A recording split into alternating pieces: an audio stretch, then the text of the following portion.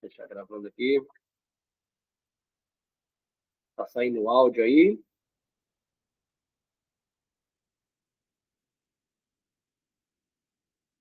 Deixa eu fazer essa gravação aqui, tanto aqui pelo Instagram, quanto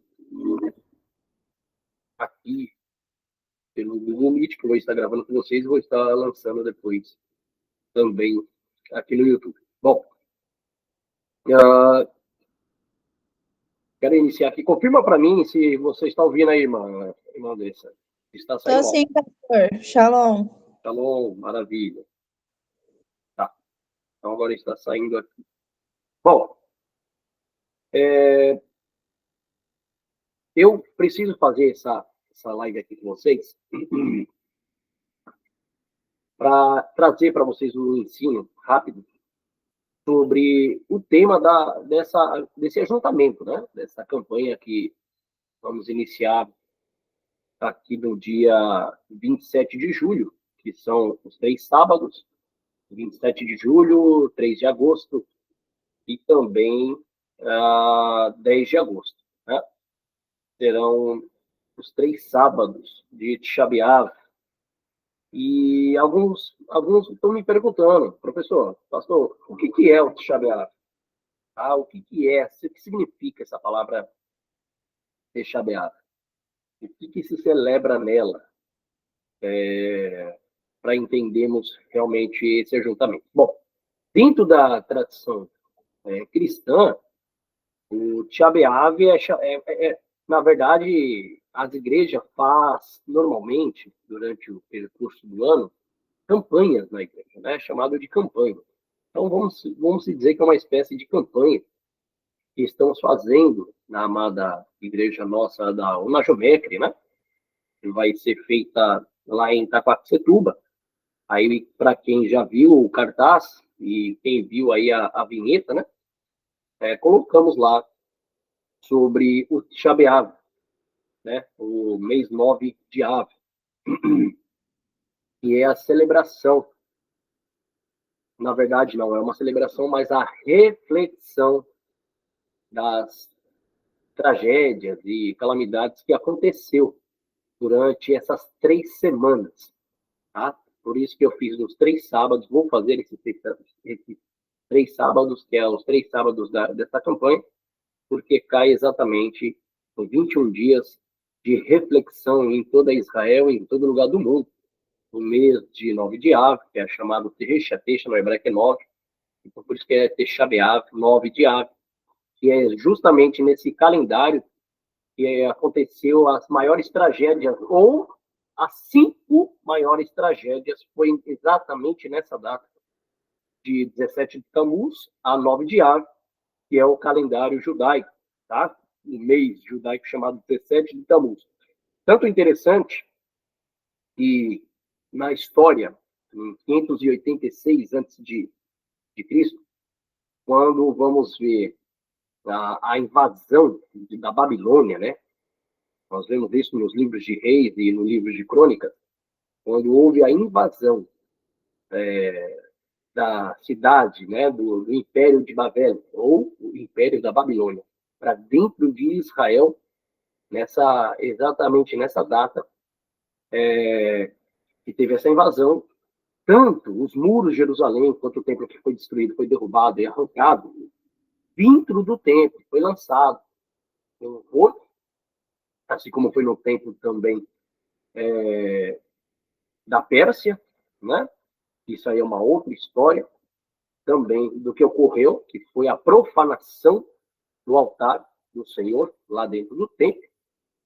E, ao mesmo tempo, Nabucodonosor, que era o rei da Babilônia, ele destruiu, roubou, na verdade, ele tomou como espólio de guerra, levou tudo que tinha, ouro, prata, tudo que tinha dentro de Jerusalém, dentro de Israel, principalmente do templo, os utensílios também de ouro e de prata que estava dentro do templo, que era usado pelos sacerdotes somente para as obras santas do Eterno, foi levado também.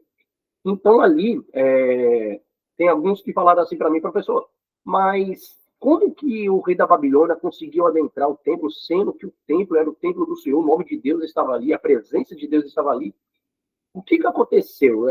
Deus ele estava presente quando Nabucodonosor ele invadiu Jerusalém e entrou dentro do templo. A princípio, segundo a história judaica, o Eterno, né, Hashem, o Criador, ele era como um rei dentro do seu palácio, tá? Por isso que lá no livro de 1 Reis, quando vamos fazer a leitura do capítulo 6 até o capítulo 8, especificamente do versículo 13 do capítulo 6, assim como do capítulo 9, do versículo 3 de 1 Reis, nós vamos ler que o próprio Eterno disse que ele colocaria o seu nome no templo. Tá? Ele disse, estabelecerei o meu nome, né? E esse lugar será chamado pelo meu nome, estabelecerei meu nome aqui. Então, normalmente, segundo a tradição judaica, quando um rei ele levantava-se um palácio, um império, e se estabelecia dentro daquele império, ele tinha, né, o seu castelo, o seu palácio, que assentava sobre o seu trono, e ali ele cuidava tanto de julgar o povo quanto cuidar de todas as outras partes, financeira, burocrática e sociais do povo. Então ele era o comando, né? Ele era o comando ali da terra de Israel. Então Deus ele era visto como um rei. Era? Não, ele é. Né? Ele é visto como o Melech, o rei de Israel. Tá? Tanto que você vai ver pela boca do profeta Isaías, o profeta profetizando que só há um rei, né? Deus, além de ser Deus, ele é rei, né? Ele é rei de Israel, segundo Isaías. E isso, tanto pela boca do próprio profeta, ele dizendo dessa maneira, ele vai mostrar que havia somente o trono, tá? Isaías 33, versículo 22, você vê, tá? Para quem está me vendo aqui no Instagram, Shalom, que o Eterno abençoe a cada um de vocês. Enquanto eu estou falando com vocês aqui, eu estou falando aqui também pela live ao vivo, pelo Google Meet, a qual vou transmitir também pelo nosso canal no YouTube da Torá Viva, tá? Então, por isso que eu estou olhando aqui para vocês e olhando aqui na outra imagem também aos outros irmãos e alunos que estão acompanhando conosco, tá bom? Então, vamos lá. Então, se você for ler o livro, tá? Os escritos do profeta Isaías, do capítulo 33, versículo 22, ele diz, porque o Senhor é nosso juiz, e ele é o nosso legislador, e o Senhor é nosso rei, tá? Ele nos salvará. Então, o Eterno, ele se dispõe, se predispõe pela boca do próprio profeta como o rei, tá? Ele que é o rei, e ele que se estabelece como rei em Israel. A teocracia, né? Então, o Senhor sempre, na sua intenção, foi estabelecer o seu reino usando Israel, prototipamente dizendo, como primícia do seu povo escolhido para implantar o seu reino, assim como foi escolhido desde Abraão, a promessa de Deus a Abraão, lá em Gênesis, tá? No capítulo 12 e no capítulo 17. Nós vemos a profecia do Eterno dizendo que ele estabeleceria com o povo, a sua descendência de Israel, uma aliança, da qual essa aliança, dentro desse contrato, Israel implantaria o seu reino, o reino de Deus na terra. Então, havia dentro desse contrato entre Israel e Deus o seguinte, enquanto do lado de cá, enquanto Israel cumprisse com o contrato, qual é o contrato? De implantar o reino de Deus sobre a terra, de ministrar o Deus de Israel às nações e de mostrar os seus mandamentos e as suas leis. Do lado de cá, do outro lado, Deus ele cumpriria também com o seu papel no contrato, que era o quê? Abençoar o povo, prosperá-los, dar longevidade, ou seja, longa vida, fazer que eles crescessem, o povo multiplicassem e eles fossem o exemplo, né, o povo santo, particularmente dizendo, escolhido, como está lá em Êxodo, lendo, vemos que o Senhor diz que era um povo peculiar e exclusivo, o sacerdócio real do Senhor, a qual eles seriam primariamente o povo escolhido para implantar o seu reino na terra e também serem abençoados, sendo herdeiro de todas as coisas nessa terra a qual Deus criou, tanto os céus como a terra. Então, tinha um contrato entre Israel e Deus, tá? Aí alguns perguntam, professor, Israel cumpriu com o seu contrato? Israel cumpriu com o seu papel? Qual que seria a resposta, normalmente, de um rabino, assim como eu estudei com alguns rabinos em Israel, onde me formei, terminei o meu doutorado na área de ciências e filosofia. A resposta de um rabino, a resposta de um servo de Deus, um sábio, ou até mesmo de um bom teólogo, dentro das Escrituras, a resposta seria sim e não. Né? Israel cumpriu e não cumpriu. Como assim? Simples. O contrato do Eterno é um contrato com toda Israel, não somente com o homem, é com toda Israel. Tá? Seja eles Cohen, Levi ou Israel, ou seja ele sacerdote, seja ele da tribo de Levi, ou seja ele alguém da tribo de Israel. Então, isso é as três características, né? São os três povo escolhido de dentro de Israel, que é o sacerdote, Levi e Israel.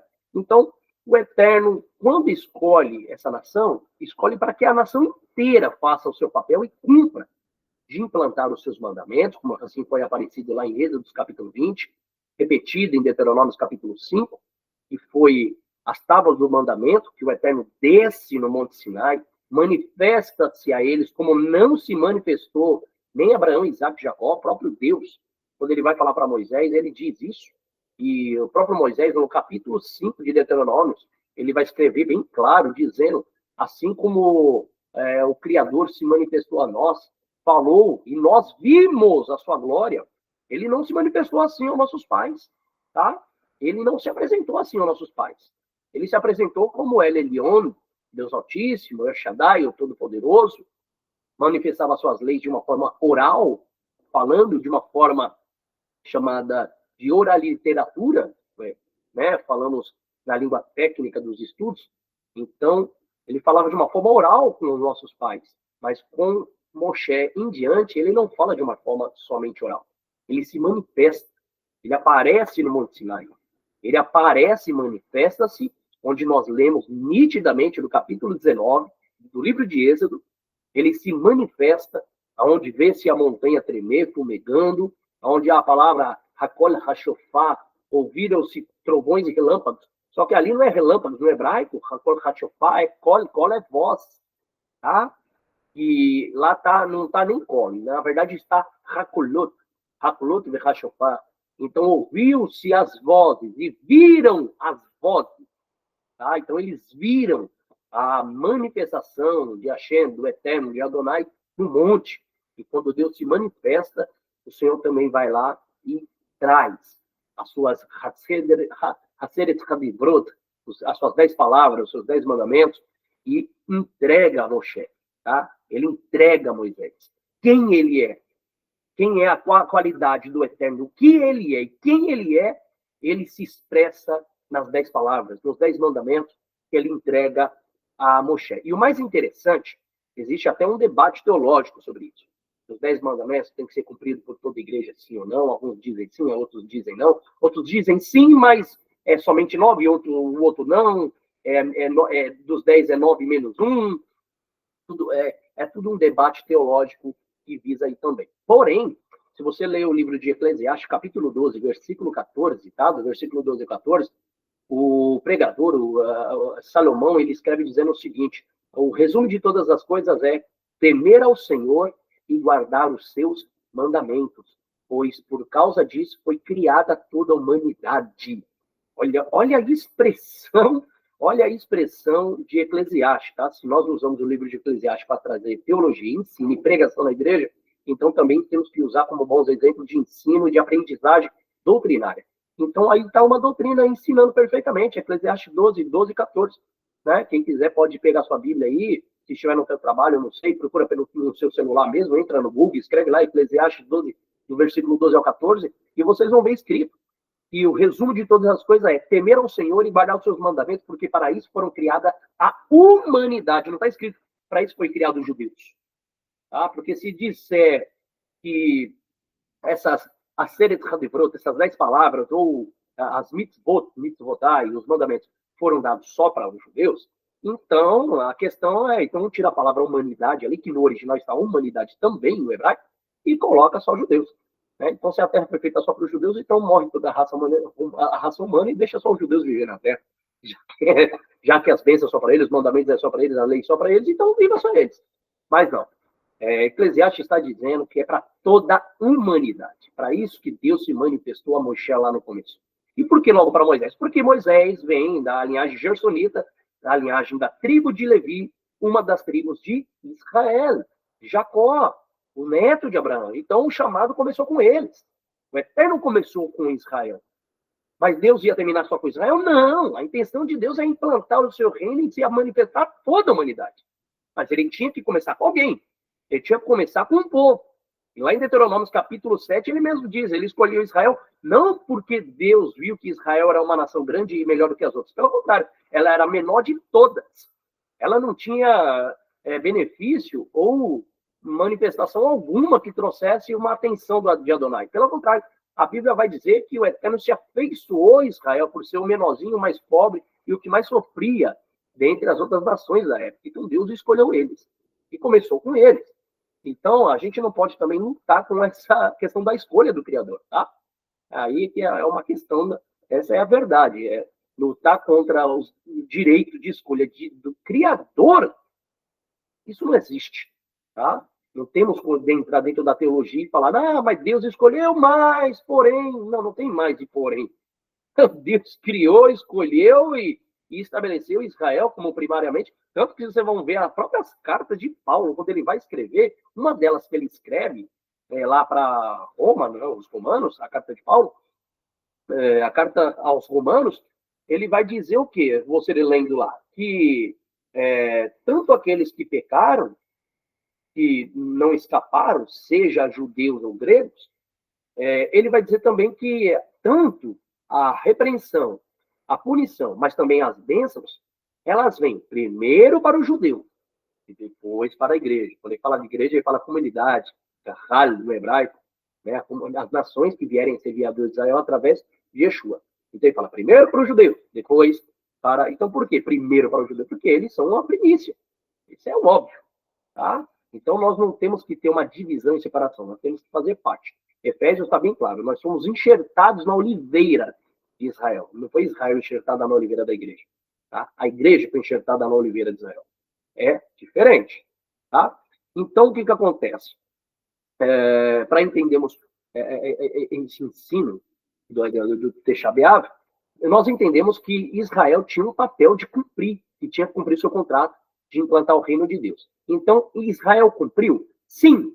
E a primeira instância ele cumpriu. Mas eles cumpriram no papel e na pessoa de Jesus, de Yeshua.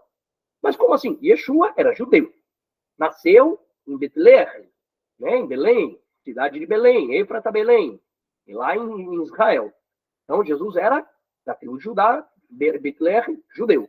Tá? Então, Jesus, por ser um judeu, ele fez o papel de todo Israel. Tá? Ele sozinho conseguiu cumprir com o papel que Israel deveria cumprir como nação. Por isso que, se você pergunta para o rabino se Israel cumpriu com o seu papel diante de Deus, de implantar o reino de Deus na terra, ele vai dizer sim e não.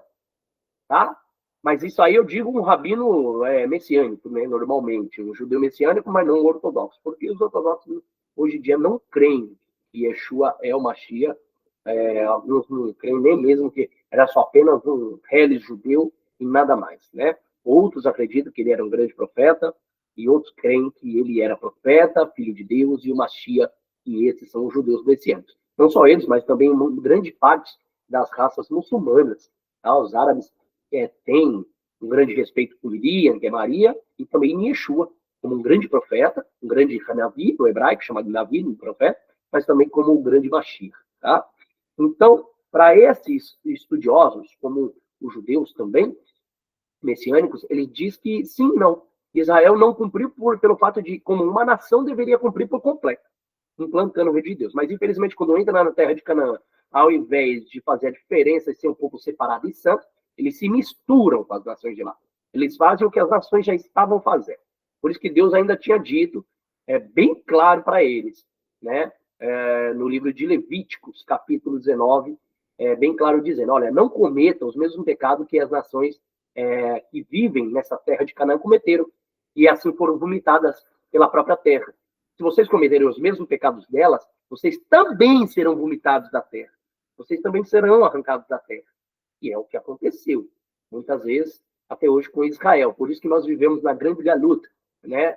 Gadol Hagalut, ou seja, a grande diáspora, dispersão, onde muitos judeus, eu como judeu messiânico, muitos judeus vivem longe né, da sua terra, da sua propriedade que Deus prometeu e preparou a eles, que é a terra de Canaã, a terra onde está lá hoje, atual Jerusalém, Israel, com várias regiões de países árabes ao redor, e o Egito também. Então, aquelas terras seriam totalmente dadas a Israel. Mas como Israel não cumpriu com o seu papel e os contratos, Deus também não era obrigado a cumprir com os contratos. Senão seria defamado até o seu próprio nome, né? Porque Deus é santo. Então, Deus quebra aquilo aí. Deus arranca o povo de Israel de lá e coloca eles numa grande galuta. Galuta, no hebraico, uma grande diáspora, que Israel existe até hoje, onde tem vários judeus espalhados por todo o mundo, e não na sua própria terra prometida, que Deus prometeu desde Abraão, tá? Então, sim, Israel cumpriu em Yeshua. Porque se hoje você falar quem é Maimônides, quem é Nahmanides, né? Quem é Ramban, muito poucos aqui vão saber quem é esses rabinos, esses mestres, esses sábios conhecedores da palavra de Deus. Quase nenhuma pessoa sabe quem ele é. Agora, pergunta quem é Jesus. Se você chegar em qualquer lugar do mundo e falar quem é Jesus, todo mundo sabe. Tá? Então, Jesus, esse foi um grande mestre, um grande profeta, um grande rabino e um grande Messias, e foi através dele que foi espalhada a Torá, a palavra de Deus, as escrituras sagradas, tá? Os mandamentos, alguns aí colocam essa divisão, Antigo Testamento, Novo Testamento, não falamos assim, Antigo Testamento, nós chamamos de Tanar, ou Sagradas Escrituras. O próprio Paulo não fala Antigo Testamento, ele fala Sagrada Escritura, 2 Timóteo, capítulo 3, versículo 16. Hakol Haktivah Vechashorot, toda escritura é inspirada por Deus. Então ele fala que as escrituras sagradas, ele não coloca como antigo. Antigo ou novo, isso é no tempo dos pais da igreja, nos seus concílios e nas suas divisões, e eles colocam essa separação, Antigo Testamento, Novo Testamento, Antiga Aliança, Nova Aliança. Isso aí tem prova, documentos que mostram isso, né? É diferente. Mas ok. Então vamos voltar aqui na questão do Tisha B'Av. Então o Eterno, ele vai fazer Israel cumprir? Vai. Israel cumpre? Sim, não. Sim, não. Né? Não porque como nação inteira não cumpriu, mas Yeshua fazendo o papel de Israel, ele cumpre. Ele leva às nações a palavra de Deus. Por isso que todas as outras nações de hoje, quem tem acesso à Bíblia, você aí que tem acesso à palavra de Deus, você que tem acesso às escrituras sagradas, e hoje tem esse privilégio de ter uma aliança com o verdadeiro Deus de Abraão, de Isaac, Israel, o Criador, então hoje você pode estar aí junto com Deus, né? Nessa aliança, estudando as escrituras, conhecendo a palavra de Deus, sendo abençoado pela palavra de Deus, né? Isso aí é bem patente. Então você agradeça, lógico, a Yeshua, a Jesus, através também dos seus discípulos e de todos aqueles que lá atrás doaram o seu suor e seu sangue para hoje a palavra de Deus chegar a você. Então esse é o fato, tá? O fator é que nós temos esse privilégio através de Yeshua, mas Yeshua, ele sim é o Messias e o único Senhor que trouxe a palavra de Deus a todas as nações que outros não trouxeram. Agora vamos lá. Por que nós vamos fazer a celebração do Tisha B'Av? Simplesmente, para nós sermos mais breve aqui, o Tisha B'Av, como eu disse, 9 de Av, o mês 9 de Av, começa do dia 17 de Tammuz e termina no mês 9 de Av, ou seja, entre julho e agosto. Vamos começar nessa data, ele começa, na verdade, no dia 23, tá? No dia 23 de julho e termina no dia 13, tá? No dia 13 de agosto, tá? Então, do dia 23 de julho a 13 de agosto, as 3 semanas, são as 3 semanas de Tisha B'Av. Na nossa campanha que estamos fazendo lá na Jumep, onde convido todos vocês, começa no dia 27 de julho a campanha, que é sábado, e termina no dia 10 de agosto, tá? 3 dias antes terminamos a campanha, antes de terminar no terceiro dia o Tisha B'Av, que é no dia 13 de agosto. E por que essas 3 semanas aí, tá? Por quê? Essas 3 semanas, desde o dia 17 de Tammuz, vou deixar aqui marcado até para vocês, depois eu passo para vocês aí estudarem e dar uma lida.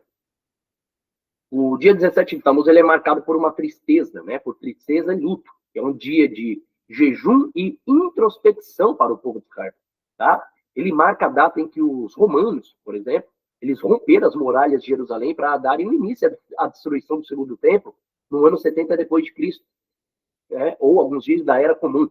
Tanto que, antes do templo ser destruído, o próprio Senhor Yeshua, o próprio Jesus disse, uma profecia foi fortíssima, quando ele estava em Jerusalém, e ele disse que não ficaria pedra sobre pedra, né? Lá em Israel, pelo fato do pecado que o povo estava se corrompendo, né? E aí, o eterno Jesus, lá eu acho que é o Evangelho de Lucas, ele vai dizer, ó, vocês admiram esse templo, né? Essas coisas maravilosas, a criação desse templo maravilhoso, mas dias virão que não ficará pedra sobre pedra, tudo será destruído. Tá? Evangelho de Lucas, capítulo 21, do versículo 5 ao 19. Então, quando Jesus fala isso, e mais tarde ele sofre a sua crucificação, né, que ele é morto, essas palavras vão se cumprir e se cumpre no ano 70. No ano 70 da Era Comum, depois de Cristo. Ela se cumpre, tá? No templo do segundo templo, que foi destruído pelos romanos. E nessa mesma data, Moisés também quebrou as tábuas do mandamento ao ver o povo judeu adorando o bezerro de ouro, como nós vemos lá em Êxodo, capítulo 32. Então, olha a coisa que incrível. São 5 coisas, são 5 manifestações de ações que Israel cometeu, que foi as tragédias que aconteceu só no dia 9 de Av, do dia 17 de Tammuz ao 9 de Av, nessas 3 semanas do Tisha B'Av, essas 5 tragédias, eu vou passar para vocês qual é as 5, essas 5 tragédias aconteceram nesta data. Por isso que alguns hoje em Israel, na verdade até no Brasil, usam aquela frase que diz mês de agosto é um mês de desgosto. Né? Mês de agosto, quer fazer um jogo, né? Um trocadilho de palavra que fala mês de agosto, mês de desgosto. E por incrível que pareça, nessa data de mês 9 de Av, parece que é a data mais complicada do ano. É onde parece que nós ficamos mais doentes, mais enfermos, mais problemas acontecem. E os problemas não vêm por escala. Ele vem um atrás do outro, uma sequência. Às vezes você está ali já com problema de enfermidade, só que aquela enfermidade já te vai trazer um problema financeiro, que o problema financeiro te traz um problema na profissão, a profissão já está difícil, a situação financeira também, a saúde também, isso aí provoca um problema na família, e quando você vai ver, você está cheio de situações difíceis, cheio de problemas, e não sabe por que está acontecendo. Alguns não sabem se é provação, se é luta, se é o diabo que está se levantando, ou se você está em pecado. Eu não sei, pastor, eu não sei o que está acontecendo. Por isso que eu estou fazendo essa live hoje. Eu estou fazendo esse vídeo para explicar a vocês o que é o Tisha B'Av, para colocar nos seus pontos, os seus pingos nos is, para você saber o que está acontecendo, o que já aconteceu, o que vai acontecer, o que estamos passando, para você já ter um oriente, né? Você já ter um horizonte ali e saber que isso aí já é proposto todos os anos, permissão do Eterno acontecer, tá? Essas tragédias, esses problemas, esses sofrimentos, esses lutos, esses dias de introspecção, sempre acontecem todos os anos. Por isso que eu levantei essa campanha. Normalmente, as igrejas levantam campanhas, e campanha, você sabe que campanha que eles fazem, a campanha queda de muralha, campanha da quebra de maldição, e eu acredito que são bênçãos, são orações, são campanhas que fazem com o desejo de alcançar a bênção de Deus, mas só que são campanhas que não têm base de doutrina das Escrituras, não tem uma base de fundamento do Eterno. Escrita assim, ó, celebrarão, farão isso. Não. São campanhas criativas. Campanhas criadas espiritualmente, ali na mente da pessoa que ela cria, ou o pastor, ou nossos amados irmãos, que eles criam aquela campanha, uma campanha criativa, para se trazer ao ajuntamento da igreja e fazer aquele trabalho em propósito daquela campanha. Aí depende qual é o propósito. Campanha de, né, como eu disse, de queda de muralha, quebra de maldição e tal. Então, são campanhas criativas. Só que essa campanha de Tisha B'Av não é uma campanha criativa, não vem da nossa mente. Isso daqui é uma campanha, um ajuntamento que nós estamos fazendo esses 3 sábados, porque tem um fundamento. E ela acontece todos os anos. Então, é algo bíblico, tá? Escriturístico. Está lá nas escrituras. E por isso que nós estamos levantando na nossa amada igreja da Unajumec, na Gahal, né? Chamamos Gahal Hebraica, a congregação, a nossa amada igreja, a Unajumec, que é a União Missionária, a União Assembleiana Judaico-Messiânica Plena Paz de Cristo. Nós estamos levantando esses 3 sábados, porque muitos estão dizendo, pastor, eu estou passando cada situações, e na verdade até eu, durante essas semanas, passei cada situações difíceis, uma atrás da outra, na minha área da saúde, na área financeira, material, na família, e é uma sequência, sabe?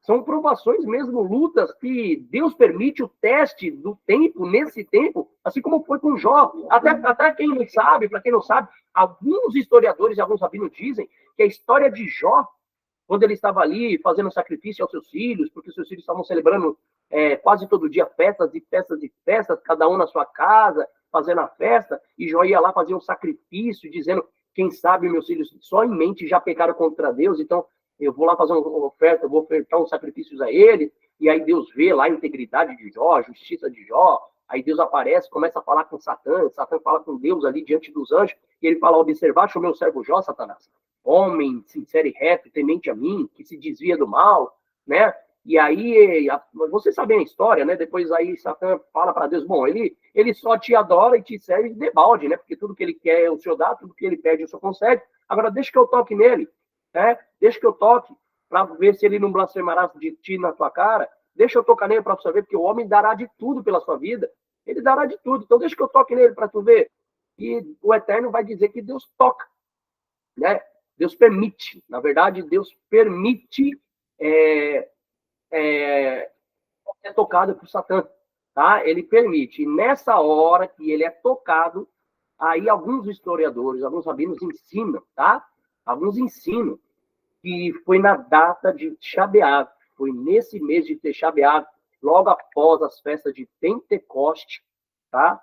Foi nessa festa de Tisha B'Av que iniciou as histórias, tá? As histórias de Jó, e esse sofrimento, toda aquela provação que ele teve, a perda dos seus filhos, a perda dos seus bens, a doença de chagas e lepras sobre o seu corpo, foi nessa data de Tisha B'Av. Então é como uma data em que Satã ele se manifesta.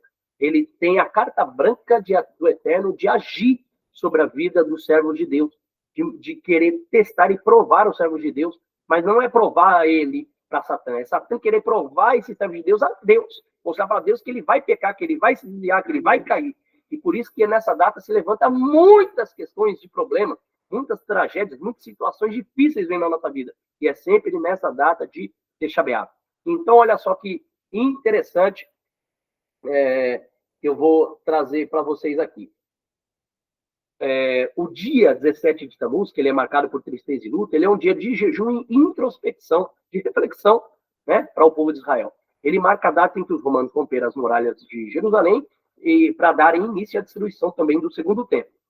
E isso foi o que aconteceu no segundo templo. O primeiro templo, que foi destruído por Nabucodonosor, que foi invadido lá no livro de Primeira Reis, tanto o livro de Primeira Reis, não, perdão, Segunda Reis, como o livro de Crônicas, foi na mesma data de 17 de Tammuz até 9 de Av. Foi nessa mesma data de Tisha B'Av que esse primeiro templo foi destruído como o segundo. E também foi nessa mesma data que Moisés quebrou as tábuas do mandamento ao ver o povo de Israel adorando o bezerro de ouro lá em Êxodo 32, após ter saído do Egito.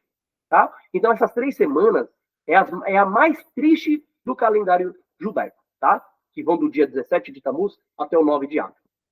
Elas são marcadas por um período de luto, pela destruição do templo sagrado e o consequente exílio físico do povo de Israel, e também o deslocamento, onde eles saíram, eles se deslocaram, perderam a ligação com Deus espiritualmente, na qual até hoje, muito povo de Israel, muitos servos de Deus, eles se encontram nessa galute, né, nessa diáspora, afastado de Deus, tanto fisicamente quanto espiritualmente, tá? Também na língua hebraica é chamada de Ben Hametzarim, tá? Esse dia. Por que esse dia de Tisha B'Av é chamado de Ben Hametzarim? Ben Hametzarim quer dizer entre Hametzarim, os apertos. Tá? Por que é chamado entre os apertos? Porque está baseado no versículo 3 do capítulo 1 de Lamentações. Tá? No capítulo 1, versículo 3 de Lamentações, que declara: todos os seus perseguidores alcançaram-na dentro dos apertos. Então, os sábios, né, de Esdras, de Rabá 1, ou Esdras Rabá, princípio de Esdras capítulo 1, que é um livro da Mishnah judaica, eles explicam que a palavra dentro dos apertos, Ben Hamitzarim, ela se refere aos dias das aflições que ocorreram no período entre 17 de Tammuz e 9 de Av. Tá? Nesse período, muitas calamidades abateram sobre o povo de Israel, através de gerações. Foi durante esse período, dentro dos apertos, que tanto o primeiro templo quanto o segundo foram destruídos. E esses períodos eles foram, portanto, estabelecidos como um tempo de luto. pela destruição dos santuários, tá? E durante essa época, o que acontece? Lá em Israel, muitos judeus, durante essa época, eles diminuem a extensão do júbilo, das alegrias, dos seus cânticos, né? Os casamentos não são realizados nessa época, eles se abstêm de ouvir músicas, de dançar, de fazer viagem recreativa, de cortar os cabelos ou de se barbear. Essa época é tempo de reflexão, de luto, né? Tempo de se manter ligado com o Eterno, buscar onde tem falhado, tem pecado com o Criador. Então, nesse tempo, não se realiza nenhum tempo de alegria, de música, de dança, de fazer viagem recreativa, de casamento, de cortar cabelo, de se barbear, tá? Porém, segundo o costume de alguns judeus sefaraditas, né? Que alguns judeus que vieram da Inquisição do tempo de Portugal e Espanha e tudo, esses judeus sefaraditas, eles têm uma opinião baseada do rabino Beit Yosef, e os cortes de cabelo, eles são permitidos até a semana na qual Tisha B'Av realmente cai. Então, até chegar a semana agora, que é o dia 23 agora de julho, até dia 23 você ainda pode, né? Você pode passear, quem tem casamento para fazer, pode fazer os seus casamentos, pode fazer suas viagens recreativas, trabalhar, cortar o seu cabelo, se barbear os homens, né? Usar os seus perfumes, essas coisas maravilhosas. Mas quando chegamos no dia 23 de julho, até dia 13 de agosto, é o tempo de reflexão, tá? Onde todas essas coisas lutamos para se abster. Tudo aquilo que traz alegria ao seu coração. Até mesmo a própria Torá, as escrituras. Quando você vai fazer leitura que alegra o teu coração, tem leituras que não podem ser feitas das escrituras, tá? Aquilo que é para trazer alegria, porque você não pode sentir alegria nessas épocas. Nessa época você tem que sentir a tristeza. Mas por quê? Porque é na tristeza que você lembra no que você caiu, no que você pecou, no que você falhou, assim como Israel pecou e falhou. Agora, para ter uma noção disso, olha só que interessante. 1 Reis, capítulo 6, versículo 3. Eu vou até fazer essa leitura para vocês aqui na minha Bíblia. 1 Reis 6, 3. Olha o que Deus disse no versículo 13. Vou fazer essa leitura aqui agora. No versículo 13 de 1 Reis 6,13, olha o que Deus disse a Salomão. Ele diz assim, ó: habitarei nesta casa no meio do povo de Israel e não abandonarei meu povo de Israel. Olha isso aí, tá? Então, olha só que interessante. Então veio essa palavra do Senhor a Salomão: quanto a esta casa que estão construindo, se viver de acordo com os meus mandamentos, seguindo as minhas leis e observando todos os mandamentos e viverem segundo elas, eu cumprirei em ti a promessa que fiz a Davi teu pai. Habitarei nesta casa, no meio do povo de Israel, e não abandonarei meu povo de Israel. Isso é o Senhor dizendo a Salomão, no livro de 1 Reis, capítulo 6, versículo 12 ao 13. Tá? Se nós fizermos a leitura também do capítulo 9, versículo 3, a segunda vez que o Eterno aparece de novo a Salomão, ele diz assim, ó: o Senhor disse a Salomão: vi a oração e a súplica que você fez diante de mim. Estou consagrando este templo que você construiu e pondo nele o meu nome para todo sempre. Meus olhos e meu coração estarão ali para sempre. Se você viver na minha presença, como fez Davi seu pai, em pureza de coração e retidão, a palavra retidão aí quer dizer ser justo, justiça, fazendo tudo quanto ordenei que você fizesse, observando minhas leis e mandamentos, eu estabelecerei o trono do seu reinado sobre todo Israel para sempre, como jurei a Davi seu pai, quando disse que você jamais sentirá falta de um sucessor no trono de Israel. Agora, se porém deixar de me seguir, você ou seus filhos, e não observarem os meus mandamentos e ordenanças que eu estabeleci diante de você, e servir a outros deuses, adorando a eles, eu cortarei Israel da terra que lhe dei, e esse templo que eu consagrei com meu nome, farei sumir da minha vista. E Israel servirá de exemplo a ser evitado um motivo de zombaria no meio de todos os povos. Olha o que Deus disse. Se não obedecer e não seguir essas leis, quais as leis? Mitzvot, os mandamentos que Deus deu e entregou lá para Moisés, para que desse, se espalhasse, tanto para Israel como para toda a humanidade.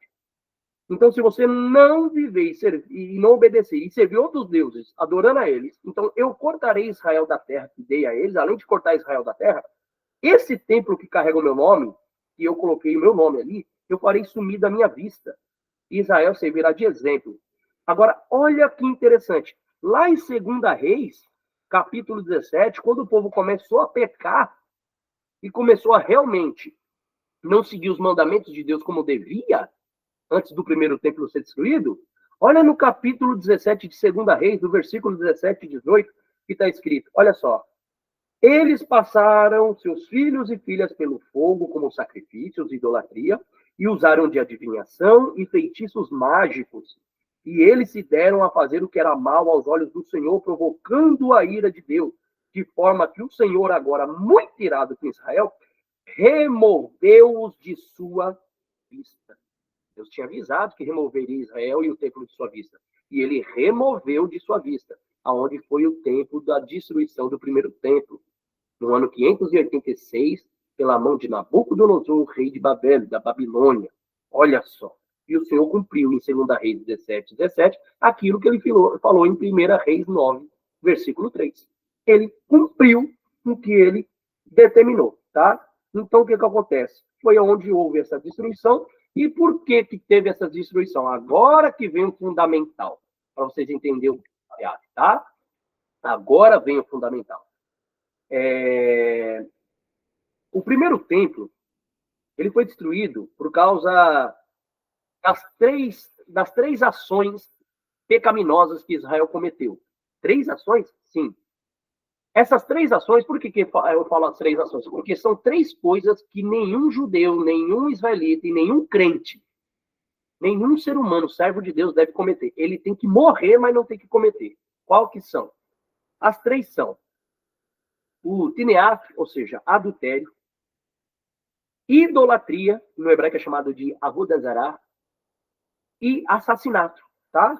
Que é o Shifular Adamim. Shifular Adamim quer dizer derramamento de sangue. 3 coisas que um judeu, que Israel e um servo de Deus não pode cometer. Ou seja, são os 3 pecados na qual você morre, entrega a sua vida, mas você não comete ele. São o adultério, a idolatria e o assassinato. Porque são pecados abomináveis ao Eterno. Abomináveis. Quando cometido, é afastado rapidamente a santidade, a glória e a manifestação de Adonai sobre você. E foi por causa desses 3 pecados, de adultério, de avodah zará, que é idolatria, e derramamento de sangue, assassinatos, que Israel perdeu a glória e o controle de Deus de dentro do templo. E Deus se afastou. Tá? E onde eu acho isso aí? Simples. 2 Reis, capítulo 21, versículo 16. Você não vai achar só em 2 Reis 21, 16, mas você acha isso em todo o livro de 2 Reis, desde o capítulo 17 em diante. Você vê todos os reis que pecaram, que foi Joacás, Jeroboão II, Zacarias, Salum, Menahem, Pecaías, o rei Peca, Atalha, que foi uma mulher que dominou no tempo da dinastia do reino de Judá, Manassés, que foi o pior de todos, que eu vou falar dele aqui agora, Joaquim, Jecônias, Zedequias, foram todos os reis de Israel e de Judá que cometeram pecados de atrocidades, de derramamento de sangue, idolatria e adultério, ao ponto de afastarem a presença de Deus de Israel, ao ponto de afastar o nome de Deus do templo, de Deus permitir o templo ser destruído. E como Deus ele se assenta sobre o seu trono, como ele é visto como um rei, na hora que... Aí, isso é uma história muito linda, é interessante, na verdade, né? Não digo lindo pelo que aconteceu, mas interessante. Na hora que o rei da Babilônia ele invade, que ele entra dentro do templo, quando ele entra dentro do templo e destrói e rouba todos os utensílios do templo, leva tudo que tem lá de dentro e implanta os deuses dele lá dentro, segundo a Sagrada Escritura, o Eterno já não estava ali, a santidade de Deus já não estava ali. É como um rei que se levanta do seu trono, sai e abandona o seu trono. É como aquele rei que levanta e abandona aquela nação. Ele sai do teu palácio e diz, irei embora antes que a catástrofe venha. Então o Eterno abandona ali. Ele sai dali. Quando ele sai, porque a glória de Deus não pode ser vista, não pode ser manifesta aos olhos do homem. Então, quando Nabucodonosor invade, o Nebuzaradã, que era o comandante da sua guarda, e com todos os seus exércitos dentro de Israel, derrubando os muros de Jerusalém, derrubando o templo, destruindo e saqueando o templo, o Eterno ele já não estava, ele sai daí. O Senhor abandona Israel naquele momento. Aquilo vai trazer uma tristeza horrível, uma depressão terrível em Israel. Imagina o sofrimento das mães vendo aquela invasão, mulheres sendo desfilhadas, seus filhos sendo mortos na sua frente, mulheres grávidas sendo rasgadas no meio, sendo mortas. Homens e crianças que já estavam com uma certa idade sendo escravizados, levados como escravos para a Babilônia. Foi uma coisa horrenda. Por quê? Porque cometeram os pecados que Deus ordenou, tinha dado como um contrato, disse até Salomão, que nós lemos aqui. Se guardar os meus mandamentos, seguir as minhas ordenanças, conforme eu vos ordenei, e cumprirem com elas, então eu estabelecerei Israel nessa terra, e o meu nome estará sobre esse templo, e eu habitarei no meio do povo de Israel. Só que eles não cumpriram, e cometeram todos os pecados que podiam. Tanto que, em 2 Reis, capítulo 21, versículo 16, o próprio rei Manassés, que provavelmente também foi o autor da morte de Isaías, a qual o profeta Isaías foi morto, cerrado ao meio, provavelmente por ordem do rei Manassés, o rei de Judá, esse homem, no versículo 16, vai ver que ele derramou tanto sangue, que não tinha como descrever o tamanho de derramamento de sangue, de assassinato que ele cometeu em Israel, fora os seus pecados de adultério, e o seu próprio filho que ele fez passar no fogo ao deus Moloque. Deus nunca tinha ordenado isso. Idolatria, avodazará. Ele cometeu os 3 pecados de uma vez. Ele foi pior do que todos os outros reis antes dele. Ele destruiu por completo a moral de Israel. Afastou quase todo o povo da obediência aos mandamentos e à Torá de Deus. Por isso que eu digo que quando você tem um líder, quando você tem um mentor na sua vida, que não ensina você a seguir uma lei de Deus, que não te ensina qual é o contrato que você tem que ter com Deus, não te ensina o que é o pecado realmente, aquilo que é abominável aos olhos de Deus, aquela pessoa que não ensina o que está dentro dos padrões dos bons costumes. Lembra quando o próprio Paulo diz, irmãos, lá na carta que ele escreve aos Coríntios, não vos enganeis, as más conversações corrompem os bons costumes. Quando você não segue os bons costumes das escrituras sagradas, não é da doutrina do homem, não é a doutrina da igreja, não é da doutrina da sinagoga, do rabino, não. É as doutrinas e as instruções. A palavra instrução vem do hebraico torotai, instrução, Torá, lei, as instruções de Deus, que é aquilo que está baseado dentro da sua palavra. Quando você segue ela, você tem uma aliança com Deus. Você tem uma integridade protegida por Deus. Você tem um contrato com Deus. E é Deus que vai cuidar. É Ele que vai ser o provedor de tudo. Agora, quando você deixa a palavra de Deus, deixa as escrituras de Deus, a sagrada escritura de Deus, para seguir a doutrina do homem, que não está baseado, não tem nem pé, nem cabeça, nem fundamento da Bíblia, nem na lei, nem nos profetas, você está pecando, você está fora. Você está seguindo um líder Manassés. E é onde você cai em grandes pecados. Principalmente nessa época de Teshá B'Av, onde o homem é provado, como Jó foi provado. Mas quando você é provado, mas com a palavra de Deus inscrita somente no seu coração, por isso que lá em 2 Pedro 3,16, Pedro mesmo diz, crescei na graça, mas também no conhecimento, porque é o conhecimento que te mantém ligado com Deus, é esse conhecimento que vai te manter de pé e vivo. É esse conhecimento que vai te manter guardado por Deus, protegido nas provações, e se tiver pecando, é Ele que vai te fazer voltar, fazer uma techuvá, se arrepender e retornar àquilo que Deus quer que você viva em santidade na palavra dele, sem pecar. E é essa comunhão com Deus que vai te manter ativo com Deus, e Deus ativo na sua vida, ao ponto de todas as provações que vir, você ser aprovado, toda luta que vir, você vencer, e você conseguir passar por essas 3 semanas de Shabeat. E eu digo que todo ser humano no mundo, seja servo de Deus ou não, seja cristão ou não, judeu ou não importa. Todos, nessa semana de julho para agosto, passa nesse tempo de Shabeat, grandes lutas e provações difíceis. Mas passando com Deus, a vitória é certa, a mudança é certa, até aquilo que você acha que é impossível, até aquilo que você fala, não vou conseguir, não vou aguentar, vou morrer, vou perder a minha bênção, vou perder minha vida, vou perder a minha vitória. Deus falou, não.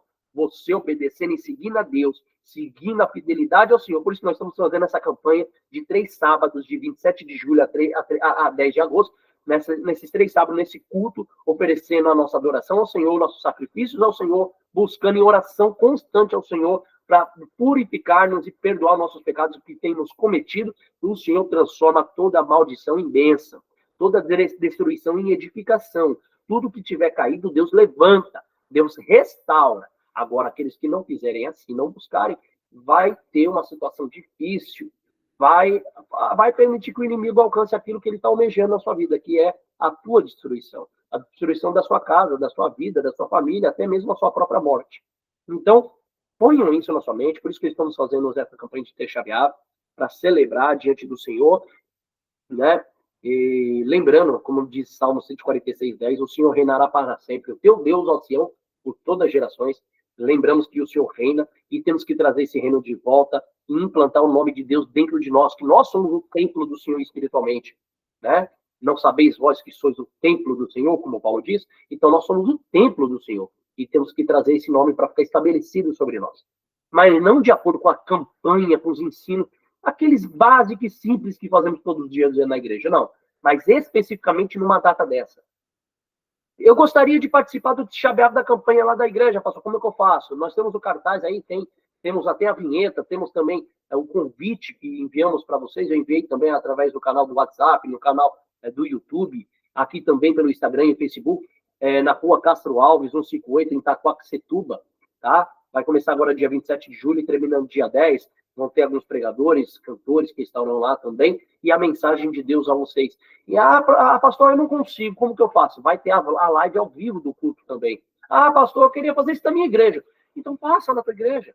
Levante esse propósito, mas estude, entenda o que é o Texha B'Av, entenda o que tem que fazer nesse Texha B'Av, como que eu tenho que me jejuar nesse dia. Na verdade, é no último dia, no dia 9 de Av, e nós fazemos o jejum normalmente no dia 12 para o dia 13 de julho. Porém, como a campanha vai ser no dia 10, no sábado, último sábado, 10 de agosto, então do dia 9 para o dia 10, faremos o jejum do dia 17 de Tammuz, porque esse jejum é o jejum de luto, é o jejum ao qual se humilhamos diante do Senhor, não comemos e nem bebemos, como um sinal de humilhação, de reconhecimento de todos os nossos pecados que cometemos contra os mandamentos de Deus, pedindo intervenção divina e perdão para Ele de todos os nossos pecados, onde Ele nos perdoa, nos transforma, nos revigora e nos fortalece de volta na tua presença.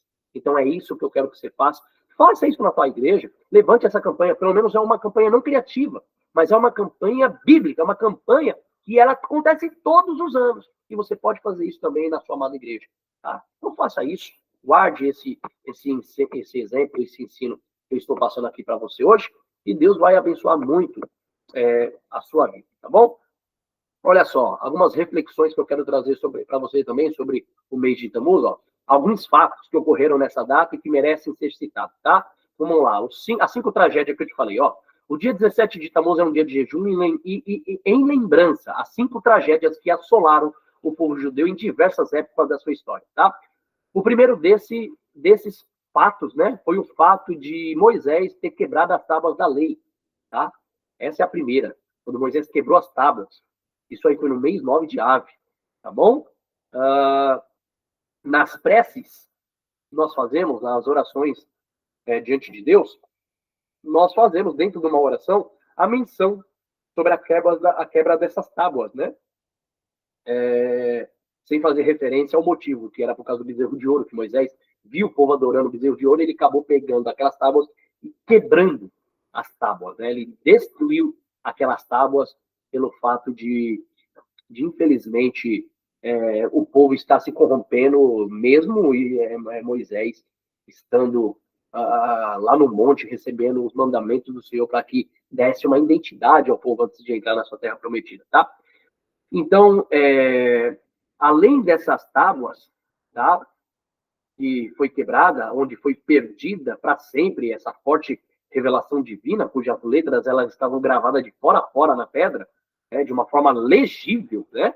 Sob qualquer ângulo que a pessoa lesse, a mensagem ela podia ser lida claramente e transmitida, né? Sem qualquer possibilidade de distorção. Mas aí Moisés quebra e Deus manda ele refazer novas tábuas para reescrever o que Deus tinha escrito com o seu próprio dedo sobre o Monte Sinai, tá? Então, tem as tábuas, o primeiro templo que foi destruído, o segundo templo também, tá? Que foi destruído, são as 3 primeiras situações difíceis que aconteceram, tá? Em Israel. O pecado do bezerro de ouro, que é o quarto, né? O povo cometeu esse pecado, tá? Do bezerro de ouro também. E olha só, o número 21, porque são 3 semanas, né? As 3 semanas somada dá 21. 7 por 7, 14, com mais 7, 21, as 3 semanas. O número 21, ele forma a palavra hebraica ar, tá? Que significa apenas a palavra. 17 de Tamuz tem um valor numérico também na palavra hebraica, tá? O número 17, tá? De Tamuz, ele tem um valor numérico também na palavra hebraica chamada Tov, tá? E a palavra Tov quer dizer bom ou bem, tá? Ambas elas iniciam um versículo que diz assim, ó, Artov le Israel. Artov le Israel. Ou seja, apenas o bem para Israel. Ou seja, isso mostra que, de modo mais profundo, né, espiritualmente, os acontecimentos que teve, desagradáveis, o primeiro templo destruído, o segundo templo, o bezerro de ouro, a quebra das tábuas dos mandamentos, tá? Essas situações desagradáveis das 3 semanas, na realidade, elas levarão somente a coisas boas. Como assim? Coisas ruins que acontecem levam a coisas boas? Sim, apenas o bem para Israel. Por quê? Porque quando coisas ruins acontecem, isso serve para que nós vamos refletir, parar para pensar no que cometemos, no que pecamos contra Deus, para que aquilo não ocorra de novo. Então, aquilo serve de experiência para a nossa vida. Por isso que a palavra Artov le Israel, apenas o bem para Israel, ela foi criada através da soma das 3 semanas. Que a palavra hebraica, o 21, número 21, que é as 3 semanas, significa Ar, e 17 de Tamuz, a palavra, o número 17, ele tem um valor numérico transformado em letra da palavra Tov, Tov. Tov no hebraico é bem. Então, apenas o bem para Israel. Olha que coisa interessante.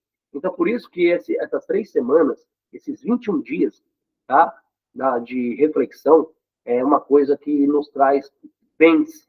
E vamos refletir, vamos fazer essa campanha ao Senhor e refletir onde falhamos, pecamos, para renovar as nossas forças e obediência a Adonai, tá? Então, o número 3, por exemplo, na tradição judaica, ela representa a perfeição e a eternidade. Ó. E assim está escrito, né? Lá em Eclesiastes está escrito que uma corda de 3 nós é mais difícil de ser desmanchada, né? De fato, esse número 3 aí, ele é recorrente, ó. Olha que coisa interessante, ele é profético. O número 3 em Israel, na Bíblia, além de representar a perfeição e a eternidade, a gente vemos, por exemplo, existem 3 patriarcas, Abraão, Isaac e Jacó, as 3 grandes festas bíblicas, 3, olha aí. É a festa de Pêssah, a Páscoa, a festa de Pentecoste e a festa de Shavuot, Tabernáculos. As 3 grandes festas. A lei escrita, que é composta de 3 partes, como assim? A Tanakh. A Bíblia Sagrada, ela é composta de 3 partes. Torá, Nevi e Ketuvim. Ou seja, Torá, lei, profetas, que é o Nevi, e Ketuvim escritos. Então, a lei e os profetas escritos formam todo a Tanakh, as Sagradas Escrituras, o Antigo Testamento, como alguns dizem. 3 também, olha que coisa interessante. E eles foram entregues no 3º mês também, olha aí. Deus entregou os mandamentos, a lei, onde nasceram os profetas só existiram porque Deus manifestou-se com as suas leis lá no Monte Sinai. Ela aconteceu quando? Ela aconteceu no 3º mês após a saída do povo de Israel do Egito. No 3º mês. Olha, número 3, tá? Então, e esse povo também, para formar o povo judeu, ele é formado de 3 grupos. O grupo dos sacerdotes, dos levitas e Israel, chamado de Cohen, Levi e Israel, tá bom? Então, se o número 3 ele é tão significativo, por que então tantas tragédias recaíram sobre o povo judeu durante as 3 semanas? A resposta é que todo esse sofrimento são etapas que levam a Jesus, ao Messias, tá? A era messiânica. Isso aqui é aludido ao fato de os 2 jejuns, por exemplo, de 17 de Tamuz e 9 de Av. Então, nós temos um jejum no dia, agora, 23, que seria no dia 23, do dia 22 para o 23, porém vamos fazer no dia 26 para o dia 27. Gravem isso aí. É no dia 26 para o dia 27, de sexta para sábado, que faremos esse jejum, tá? Então, você faz na sexta-feira de manhã, Assim que você acorda, antes do nascer do sol, começa às 5h30 da manhã e você pode entregar ali até meio-dia, tá? Porque sábado, no dia de Shabat, não ficamos sem comer. Porque o Shabat é o dia do descanso, é o dia que Deus abençoou. Então você pode fazer ali um jejumzinho de 12 horas, sem comida, sem bebida, ou um jejum intercalado, apenas com alguns alimentos, sem outros preferíveis, como carne e etc. Então, a questão é que nós fazemos no dia 26, nós vamos fazer no dia 26 para o dia 27, o primeiro jejum, e o segundo, que vai ser no dia 9 para o dia 10 de agosto, esses três sábados dessa campanha, tá? Então, isso é aludido ao fato dos dois jejuns, de 17 de Tammuz a 9 de Ave, sempre coincidir com o mesmo dia da semana do Seder de Pêssar, quando comemoramos também a saída do Egito e a nossa libertação. Então, tá aí o porquê que Deus levantou todos os anos do Tisha B'Av, porque após a saída do Egito, após Deus cumprir com a sua promessa, colocar o povo numa terra prometida, que emana leite e mel, e eles terem abastecido por todos os lados da sua vida, com comida, bebida, riquezas e bênçãos, ao invés de lembrarem de Deus e obedecerem a Deus, não, eles esqueceram do Senhor, abandonaram a lei de Deus, abandonaram o contrato que tinha com o Senhor. E aí Deus teve que, infelizmente, recair com a sua justiça, para que o teu nome ainda continuasse santo entre as nações, e soubesse que Deus ainda é Deus, tá? Então não é porque somos servos de Deus que estamos isentos de pagar preço e sofrer punição se pecarmos contra Deus. Não, pagamos e sofremos por isso. Por isso que eu digo para você que está aí me assistindo no Instagram, assim como vocês também que estão assistindo aqui nessa live, ao vivo, comigo, nessas 3 semanas de Tisha B'Av, as 3 semanas que vamos refletir os lutos, os sofrimentos em que aconteceu em Israel, todos os problemas gravíssimos, né, todos os pecados que fizeram o povo de Israel se afastar do Senhor, tá bom? E dessas tragédias que aconteceu a Israel, como no primeiro templo, no segundo templo, tá? O pecado do bezerro de ouro, as tábuas que foram destruídas. Também, alguns historiadores dizem que o tempo do Holocausto, de 1943, da Guerra da Alemanha, né, quase 6 milhões de judeus foram mortos, foi praticamente nessa data também, de mês 9 de Av. Então, irmãos, são tudo nessa data onde Deus permite Satã vir contra a nossa vida, provar, testar, né? Porque a intenção de Satanás é provar para Deus que não somos fiéis a ele, que somos pecadores e miseráveis. Mas temos que mostrar para Satã que somos fiéis à lei de Deus, fiel à sua aliança, à sua palavra, e mostrar para Deus que nós temos o contrato de implantar o seu reino na terra, sim, e sermos abençoados por ele. Então, esse rapidamente aqui também já o ensino de Tisha B'Av, não foi tão rápido, né? Mas é um ensino sobre Tisha B'Av, e eu convido a você para estar conosco lá, tá? Essa campanha de Tisha B'Av, dessas 3 semanas, que são os 3 sábados, do dia 27 de julho, repetindo até o 10 de agosto, onde terão grandes pregadores, homens de Deus, e mulheres que estarão louvando, grupos louvando ao Senhor, e que vocês estejam conosco lá, tá? Vocês estão convidados em nome do Senhor Yeshua. Então, que Deus possa abençoar a vida de vocês, tá bom?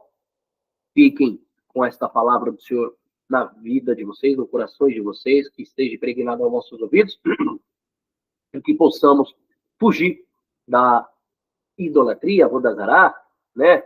Shifun Hadamim, do assassinato, do sangue, de intentar contra o nosso próximo todo o mal que a gente tenta fazer contra o nosso próximo, né? Se você tem alguma mágoa no seu coração, ou uma tristeza contra o seu próximo, então fique com isso no coração, arranque isso para longe, né? E também do adultério, de não cometer cineasta, né? Adulterar contra Deus e muito menos contra o teu próximo. Então, não faça isso, tá? Mas vamos buscar a presença de Deus, essa campanha Deus vai abençoar, e eu tenho certeza que vocês vão alcançar grandes vitórias, tá bom? Então, que Deus abençoe a todos vocês, fiquem na paz do Eterno, um ótimo sábado, shalom, shalom, Deus abençoe a todos em nome de Jesus, amém? Fiquem com Deus. Shalom.